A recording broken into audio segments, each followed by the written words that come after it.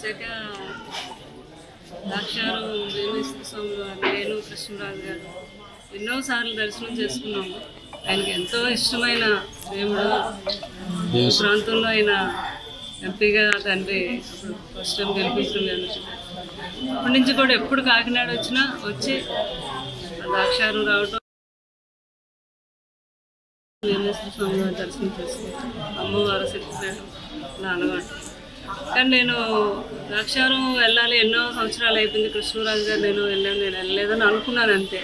కానీ అనుకోకుండా అక్కడ ఏదో కార్యక్రమం అని కాకినాడలో పిలవటం, ఇంట్లో వన్నీ సెరమనీకి రావటం, అంటే భగవంతుడు నాకు అలాగా పిలుపునిచ్చాడనమాట. తండ్రి ఈరోజు ఎంతో మంచి శ్రావణ సోమవారం రోజు దర్శనం చేసుకుంటే ఎంతో మంచిదని చెప్పడం జరిగింది. ఈరోజు తల్లి ఆజ్ఞ, తండ్రి ఆజ్ఞతో నేను వచ్చిన దర్శనం చేసుకుంటాను.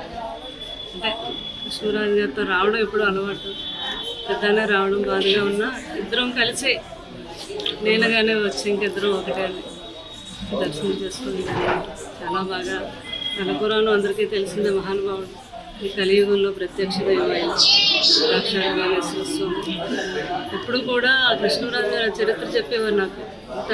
ఇంత గురించి దేవ నిర్మాణం అనేవారు. అది ఎవరు సామాన్యులు కట్టిన నిర్మాణం కూడా కాదు.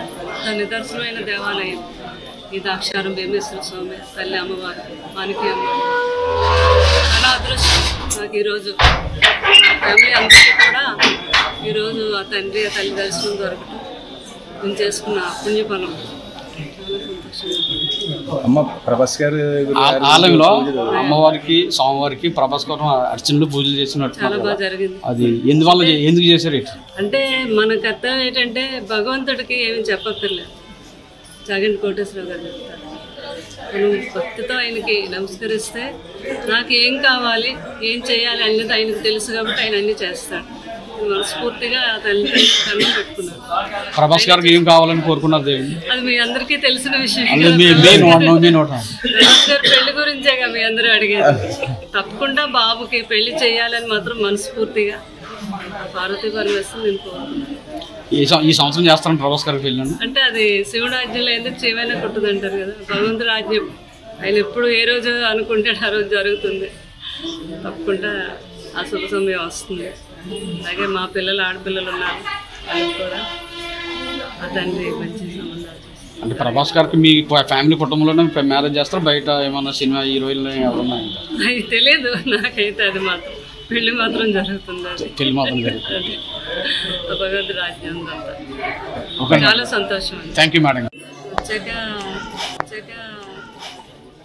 ద్రాక్షారం వేమేశ్వర స్వామి వారు, నేను కృష్ణరాజు గారు ఎన్నోసార్లు దర్శనం చేసుకున్నాము. ఆయనకి ఎంతో ఇష్టమైన దేవుడు. ప్రాంతంలో ఆయన ఎంపీగా తండ్రి అప్పుడు ఫస్ట్ టైం గెలిపించడం. అప్పటి నుంచి కూడా ఎప్పుడు కాకినాడ వచ్చినా వచ్చి ద్రాక్షారం రావటం, వేమేశ్వర స్వామి వారి దర్శనం చేసుకుంటాం. అమ్మవారు శక్తిపీఠం ఇలా అలవాటు.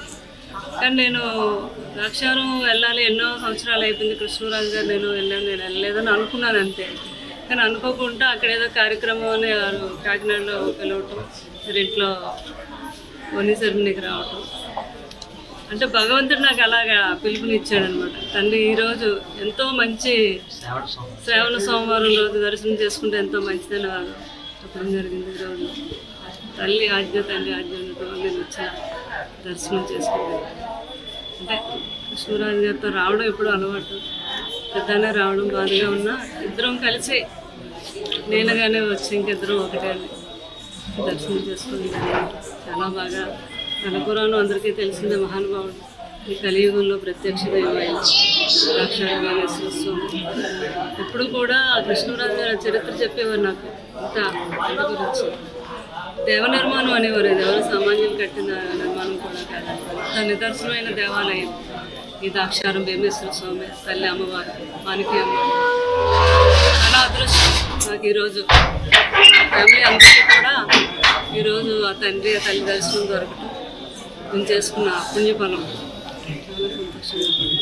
అమ్మ ప్రభాస్ గారు ఆలయంలో అమ్మవారికి, స్వామివారికి ప్రభాస్ గారు అర్చనలు పూజలు చేసినట్టు చాలా బాగా జరిగింది. అది ఎందుకు చేశారు?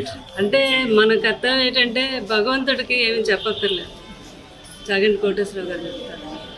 మనం భక్తితో ఆయనకి నమస్కరిస్తే నాకు ఏం కావాలి ఏం చేయాలి అనేది ఆయనకు తెలుసు కాబట్టి ఆయన అన్నీ చేస్తాడు. మనస్ఫూర్తిగా తల్లి కన్ను పెట్టుకున్నారు. ప్రభాస్ గారికి ఏం కావాలని కోరుకున్నారు దేవుడు? అది మీ అందరికీ తెలిసిన విషయం. ప్రభాస్ గారు పెళ్లి గురించేగా మీ అందరూ అడిగేది. తప్పకుండా బాబుకి పెళ్లి చేయాలని మాత్రం మనస్ఫూర్తిగా పార్వతీ పరమేశ్వరుని నేను కోరుకున్నాను.